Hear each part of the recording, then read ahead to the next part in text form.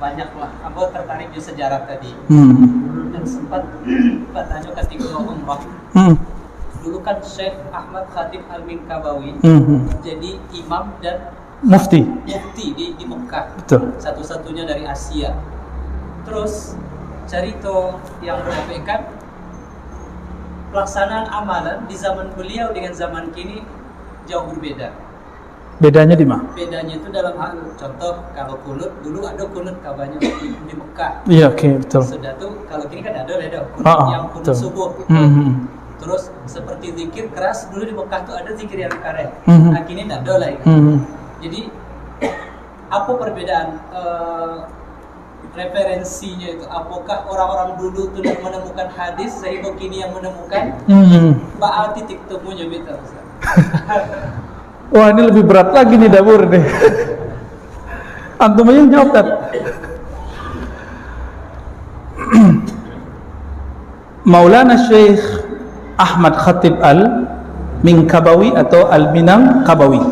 Kalau orang Arab nyebutnya Mangkabawi. Turunannya masih ada. Atau Minkabawi. Sama mereka nggak bisa nyebut Indonesia, susah. Nyebutnya Andonisi. Ya, Indonesia. Gitu. Syekh Ahmad Khatib Al-Minangkabawi bukan orang Asia pertama yang jadi imam sebenarnya. Sebelumnya sudah ada imam-imam. Syekh Abdul Somad Al-Falimbani itu di Madinah dan kemudian macam-macam. Tapi untuk di Mekah betul Syekh Ahmad Khatib, karena beliau disukai oleh Syarif Mekah. Syarif Mekah itu wali kota, ya, keturunan Sayyidina Al-Hasan, ya. Ya. Syekh Ahmad Al-Khatib Al-Minkabawi itu orang agam. Apa namanya, Koto Gadang, nama lupa namanya, betul Pak? Kebetulan itu kampungnya Buya Asfi, kayak situ. Buya Asfi yang singa aswaja di sosmed, yang punya toko kitab Maktabah Suez. Buya Asfi, Zul Asfi, tamatan Candung, murid Syekh Ali Mustafa Yaqub. Beliau punya punya kakek namanya Syekh Abdul Latif, itu murid Syekh Ahmad Khatib Minangkabawi. Syekh Abdul Latif Pejuang, nanti cek, itu udah hilang namanya. Di beberapa buku sejarah masih ada Syekh Abdul Latif Balai Gurah, betul ya? Balai Gurah. Syekh Ahmad Khatib itu dari situ. Kiranya dulu ada Syekh Syekh Umar Syata itu pernah berkunjung, atau Syekh Utsman Ambulupo, disebutkan dalam manaqib beliau menulis sejarah beliau sendiri. Berkunjung ke Agam, lalu mengajak si Syekh Ahmad Khatib itu untuk ke Mekah. Jadi dulu tanah kita diinjak oleh ulama-ulama hebat. Itu saudara yang datang itu saudara dari Syekh Bakri Syata, pengarang I'anatul Talibin, kitab fikih wajib yang dipelajari di semua pesantren Indonesia. Pesantren yang tradisinya masih tradisi ahli sunnah, ya. Kalau yang modern nggak tahu, tidak pernah masuk dan ngajar di situ. Syekh Ahmad Khatib diangkat menjadi mufti dan jadi imam. Di saat itu ada pula mufti dan imam mazhab lain. Beliau mazhabnya Syafi'i, sama dengan kita. Ada mazhab Hanbali, ada mazhab Hanafi, ada mazhab Maliki. Jadi 4 penjuru itu 4 imam. Itu dulu, ya. 1924 jatuh Turki Utsmani. Sebelum 1924 itu Hijaz sempat bertahan cuma setahun 2 tahun, kekuasaan Mamlakah Al-Hashimiyah, tapi nggak ditulis sejarah yang ada di Indonesia. Kalau di Barat ditulis, orientalis itu nulis sejarah itu, ya, antara percaya dan enggak, ya. Baru kemudian terbangun negara Saudi. Saudi itu Al Saud itu sudah jatuh bangun, dan itu kebangkitan yang ketiga kali. Jadi bangkit dihadang oleh Turki Utsmani, bangkit dihadang Turki Utsmani. Yang terakhir 1924 Turki Utsmani hancur oleh Kemal Atatürk. Maka orang ulama nggak nyebut Atatürk, Adu Turk. Kemal musuhnya Turki. Iya, Adu Turki, musuh Turki, bukan pahlawan Turki bagi ulama, ya.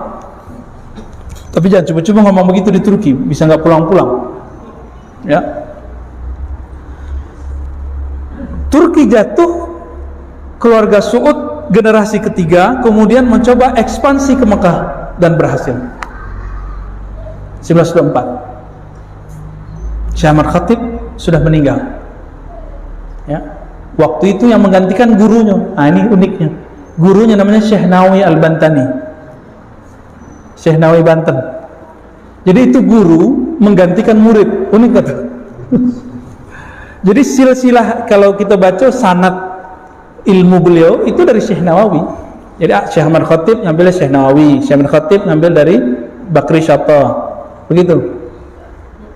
Tapi setelah beliau meninggal, yang menggantikan gurunya.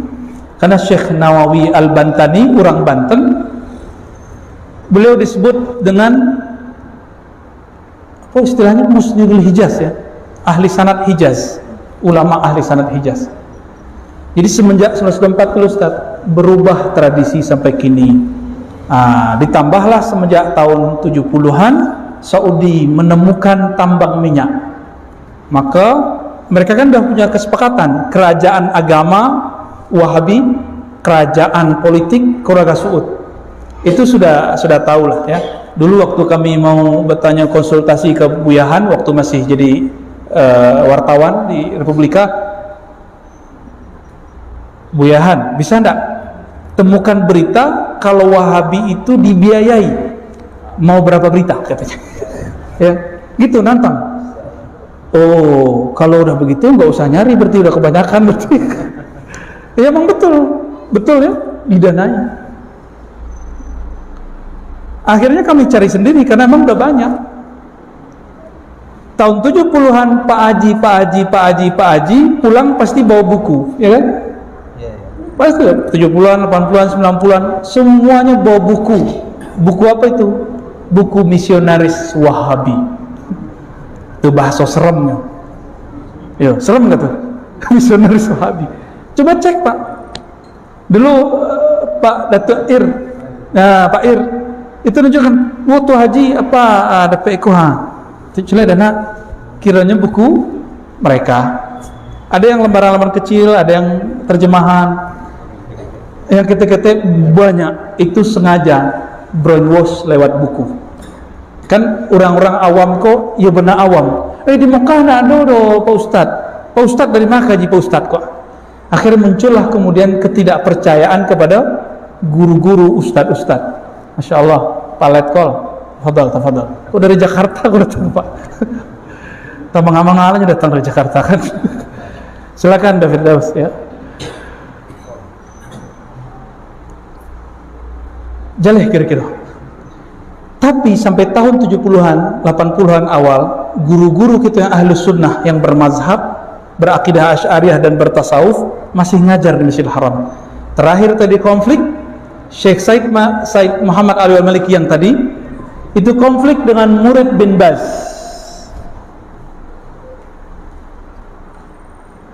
Murid bin Baz dan Syekh bin Baz itu polemik akhirnya beliau tidak boleh ngajar di Mekah. Ada video terakhir beliau lagi di Mekah ngajar di Masjidil Haram. Maka beliau pindah ke satu tempat namanya kini Rusaifah.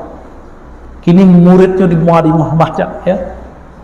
Kini anaknya Said Ahmad.